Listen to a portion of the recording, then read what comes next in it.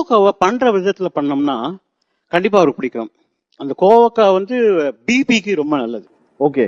One of the very beautiful vegetable for blood ப்ரெஷருக்கு. ஆமாங்க, கோவக்காவை இப்படி செஞ்சு கொடுத்து பாருங்க. குழந்தைங்க பெரியவங்கன்னு எல்லாருமே சாப்பிடுவாங்க. இதுக்கு நம்ம ஒரு பொடியும் அரைச்சி ஆட் பண்ண போகிறோம்.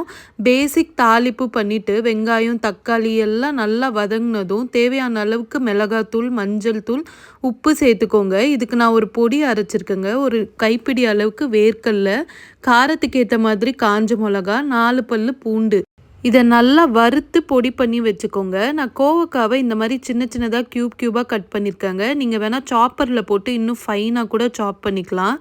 இந்த மாதிரி கோவக்காலாம் நல்லா வெந்ததும் நம்ம ரைஸை போட்டு மிக்ஸ் பண்ணிவிட்டு நம்ம அரைச்சி வச்சுருக்க பொடியும் போட்டு நல்லா மிக்ஸ் பண்ணி ஒரு 5 மினிட்ஸ் விட்டு இறக்குனிங்கன்னா நம்ம கோவக்காய் ரைஸ் ரெடிங்க. அப்புறம் என்ன, சர்வ் பண்ணி என்ஜாய் பண்ண வேண்டியதுதான். மறக்காமல் கமெண்ட்ஸில் எப்படி இருந்ததுன்னு சொல்லுங்கள்.